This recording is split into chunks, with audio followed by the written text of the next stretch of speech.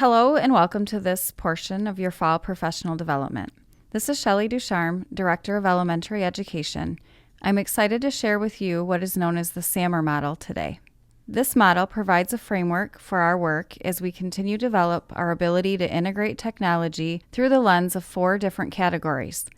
Upon completion of this presentation, I am confident that you'll be able to identify and understand each level within the model. In addition, you'll have the ability to reflect upon your current teaching practices to identify ways in which you've already implemented one or multiple levels of this model. It is the ultimate goal that this presentation will lay the foundation to create common language and deeper levels of student engagement throughout our district as we embark upon this one-to-one teaching and learning environment. Take a few moments to reflect on how you've used technology recently during remote learning or in your personal life. How do you determine if it served its purpose? Overall, was it useful, or did it create barriers to learning or time management? The goal of SAMR is to transform learning experiences that result in higher levels of student achievement. The purpose of SAMR Model exists to make students and teachers consider technology use as well as evaluate whether it has a specific purpose. Substitution includes the use of technology as a direct tool substitute with no functional change. Augmentation also relies upon technology as a direct tool substitute with functional improvements. At the modification level, technology allows for significant task redesign, and with redefinition, the creation of new tasks previously inconceivable are implemented. The 4 levels can be segmented into 2 categories. The first 2 levels contribute to lesson automaticity or efficiency, whereas the second 2 levels create the opportunity for transformational learning to occur.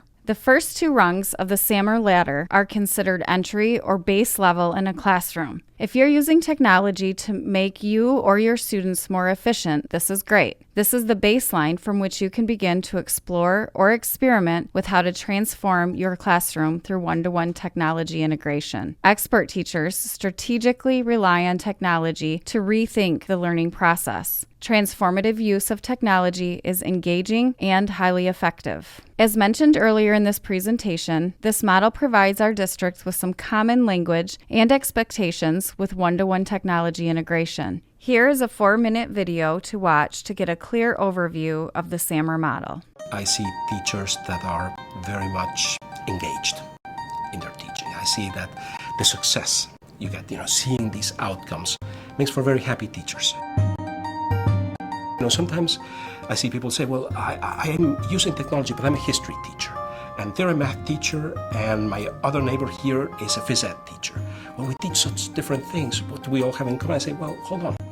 If you use SAMR and associated models as a common language, sure, you're teaching different things, but you're going to start to see patterns, commonalities.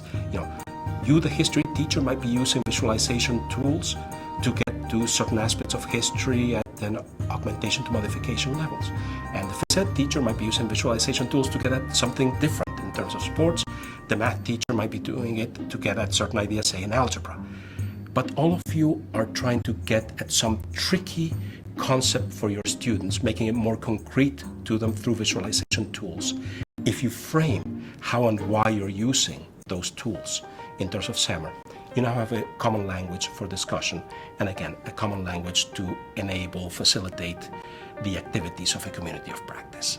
The most basic benefit is, of course, improvement in student outcomes if you look at this through the lens of some standardized measurement instrument. And that's the first thing that people look at, and it's there. We saw it, for instance, in Maine in terms of how students were using the laptops, and we've seen it throughout whenever people look at this type of assessment of a program. So there's very definitely a net increase in, say, standard scores, etc., registered by students. But there's, to my mind at least, even more interesting outcomes in as much as working at the upper levels of SAMR, modification and redefinition, tends to be associated with greater gains by students in both comprehension, but not just, well, can they remember facts for an exam, but what can they do with what they've learned? What gives them greater agency, greater possibilities for using their knowledge. It also opens up more possibilities for forms of student interaction where we're looking at elements such as peer mentorship, learning from each other. And then there's one more thing that I view as, frankly, very crucial, and that is for teachers to talk about what they're doing, build up an effective community of practice in their school. For beginning teachers, my recommendation is look at the model, look at examples of the model, then get together in teams with other teachers and create what I call rough SAMR ladders. Pick a unit of instruction, something that matters to you, and say, okay, as a team, we're going to figure out how to incorporate technology in such a way that we go up the levels of SAMR. Rough out some ideas, try to, if you will, get a little bit of a taste for what it's like to incorporate the technology in this fashion. And then, yes, translate that into something in your own practice. It's not everything you try at the upper levels is going to work out, but the practice of working at the upper levels of SAMR makes you realize that, okay, that didn't quite work out the way I wanted it to, but I can learn from it. And from this first trial, I can develop changes to my teaching practice that will make it better, more powerful, more effective next time. We've always been in a technology-rich field in education. After all, books are technologies, blackboards are technologies, sheets of paper, pencils, they're all technologies. And throughout the years, decades, centuries, we've evolved different ways of doing things by saying, oh wait, I now have a new tool that allows me to do some things differently, better, and so on. And the interesting thing with what we see happening with computer technologies is that the rapid evolution means that now we have a rapidly evolving array of possibilities available to us. Just like a healthy diet should offer variety, so should technology integration. Using all 4 levels of the SAMR model is best. Substitution is not a meal staple, rather a sometimes option. SAMR should be viewed as a continuum in which teachers and students can learn to crawl before they walk or run. At this time, pause this presentation and refer to your most recent lesson plans. Pick a day from your lessons to look at and see how many SAMR levels you can now identify from what you have had planned. In your personal lesson review, you most likely found activities that contained 2 or 3 components of SAMR. This is normal, as you will rarely find an activity that falls within a single rung of the SAMR ladder. Much like this example that hits multiple targets at once. Creating a mind map in Google Drawings versus a whiteboard could be viewed as substitution. We can transform learning by asking peers to collaborate simultaneously, incorporating multimedia links, or publishing for others to provide feedback. This task has now become one that could not occur without technology and falls within the transformative area of SAMR. You may find these 4 questions useful as you sit down to organize and plan your lessons through the lens of technology integration. At the substitution level, you may ask what will be gained from replacing this task with technology. With augmentation, are there any new features or functionality that technology offers? Does technology significantly change the way we teach with modification? And at the redefinition level, does technology allow us to create entirely new teaching and learning opportunities we couldn't do previously? Take a look at these examples to spark your own ideas of how you might plan in alignment with SAMR. Substitution offers little to no functional change in teaching, and the learning occurs within the substitution itself, such as reading an ebook or typing a story. Augmentation offers functional change to increase workflow or student efficiency, such as software that turns 2D drawings into 3D objects. Modification allows students to experience personalized learning opportunities through technology integration, as well as receive interaction from peers or teachers. Creating collaborative tasks through Google or adding music and video to a story to expand storytelling provide new learning opportunities. It is within this phase that students can begin to direct their own learning. Redefinition optimizes technology use to support student-centered learning. Asking students to use social media data to learn about our community or to create a Minecraft world to interact with others are redefining examples, and as you can predict, are highly engaging to students. Please watch the video to learn how to apply the SAMR model. I think it's important for teachers to evaluate their teaching strategies. From my perspective, speaking now as somebody who has taught for many years, there's an aspect of saying, well, how can I do this better? What led me to develop the SAMR model was some work I did back in the mid-80s. I was a graduate student at Harvard at that point, and working on rethinking aspects of the undergraduate introductory science curriculum. And at that point, I could see that some of the tools we had for digital storytelling and so on could really make a change. But it wasn't clear that this was anything intrinsic to a given tool, and rather a question of different types of practice associated with this. So that's what triggered the desire to research the topic and eventually led to the SAMR model. It's very important for people to feel comfortable with the tools, to evolve their practice. So it's just fine for people to say, look, I'm going to start doing what I already do at the substitution to augmentation levels, incorporate the tools, enhance my current practice, and when I'm comfortable with that, move on to incorporating elements at modification to redefinition. That's a perfectly valid approach. In fact, to be honest with you, I think it's the approach that would work for most teachers. There are many things that work just fine at substitution to augmentation levels. For instance, assume I'm teaching a course on poetry. It's fine if I decide as an educator that I'm going to create, say, an ebook that incorporates the poems, some readings of the poems, maybe some critical elements to allow the students to read different interpretations and so on, which would take it roughly to an augmentation level. But it's not necessary to say, well, now what do I do with this book, so that the very act of reading the poems is at the modification to redefinition levels. That's just fine. You can say, well, what else in my practice of teaching literature am I going to incorporate that is at the modification to redefinition levels?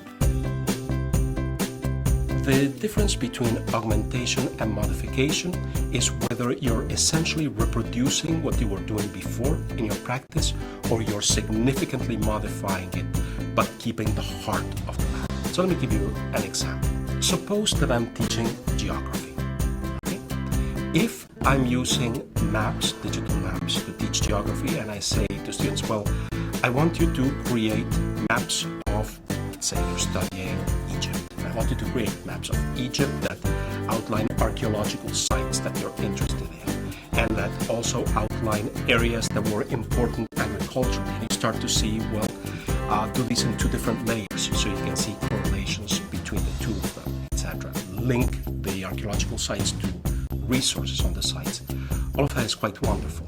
Now, suppose that you're saying, okay, I'm using digital maps, but now I'm not just going to ask the students to replicate what I would have done with traditional paper maps. Instead, I'm going to say I still want them creating maps because it's important for them to develop the understanding of geography. But I'm going to ask them to create the maps in such a way that they're interacting with each other, so that they create the digital maps in shared sites and they use them as gateways to each other's knowledge. So now one student is very interested in the archaeology aspects, and that student focuses on things like, where were the temples? Another student is very interested in commerce, so they focus on where were the trading ports, and they create their maps. You have them engaging in a deeper conversation where you're using the digital maps as a gateway for a social practice of exploration.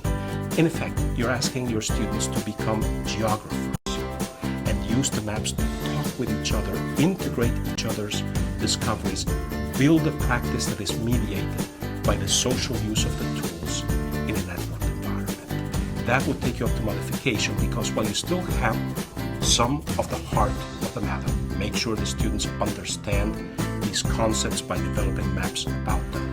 You've significantly modified it by changing it from something they would do individually to something they would do socially, where in effect they're acting as peer mentors to each other. Really good use of the technology at the modification to redefinition levels allows students to engage in exploration of areas that they might not have otherwise. Let me give you an example from some of my own practice. I have a background as a chemist, and in particular, one of the fascinating things that we can do with the technology is we can bring students into how chemists think at a much deeper level, even at the beginning of their studies than we otherwise could, because we have tools for visualizing molecules. We have tools for simulating and visualizing interactions, reactions between molecules. And we have the tools for students to say, well, can I take some experimental data and not just play with a couple of toy experiments, but actually do some real analysis based upon what I've understood. One of the things I see happening in classrooms that are very successful at incorporating tools at the modification or redefinition level is I see students taking charge of their own education. Those are classrooms where the students aren't just waiting for something to happen. They're the classrooms where students say, oh wait, we've been doing this, but I also want to do this other thing, and I can see a better way of doing that. And there's a certain excitement, a certain ownership of the learning. There's a certain joy in figuring out, gee, I could do this in a different way and bring something different or new to my students. And I think keeping teaching practice as something enjoyable, lively, the reason that so many teachers become teachers in the first place, keeping the passion alive. So again, a continual re-examination of practice allows me as a teacher to make the best possible use of the technology to accomplish my goals. Next, I'd like you to personally reflect on your own practice. Identify 3 things you do with your one-to-one devices. Add at least one of those to the linked document by adding a brief description of the task, identifying the SAMR level, along with your justification of that level and how you might improve on that task. The linked document provides 2 examples. The first example is a video creation to show and tell an event from the weekend and deliver it as a news report. The identified SAMR level is modification, and to justify that identification, we know that it's not redefining because the outcome is essentially the same, but the process has been enhanced and new skills incorporated as a result of that process. How could I improve that task? Maybe publish them online with students from another part of the country. Most likely this would be an assignment for middle school or higher level. The second example asks students to watch CNN 10 Network and have questions to answer about the stories they watch. This also would be identified as a modification task. The justification for that is that we are learning simple ways to use our devices and teaching students how to access videos via web searching. How could I improve that task? I could ask students to post on our class blog about how they viewed and be able to comment on other answers or opinions. This also is a task for upper elementary or higher. Thank you for your participation with this presentation. You should now be on your way to begin to identify and understand each level of the SAMR model. We encourage you to rely on this model to intentionally plan your one-to-one lessons. Utilize the common language within your professional conversations, and of course, celebrate the student engagement that results from your ongoing development of student-centered learning. To complete your SAMR Model PD for today, please use the next 20 minutes to complete the following tasks. Review any of the materials shared with you today, or search the web for additional resources that may help you connect SAMR with your grade level or specific content area. Revise a lesson you've already planned for next week to ensure that you have included at least 1 or 2 SAMR levels. Complete the Google form that is linked in this presentation. This will give you the opportunity to provide us with some feedback on your experience today. And of course, last but not least, please reach out to the Office of Teaching, Learning, and Technology if we can support you further. Thank you.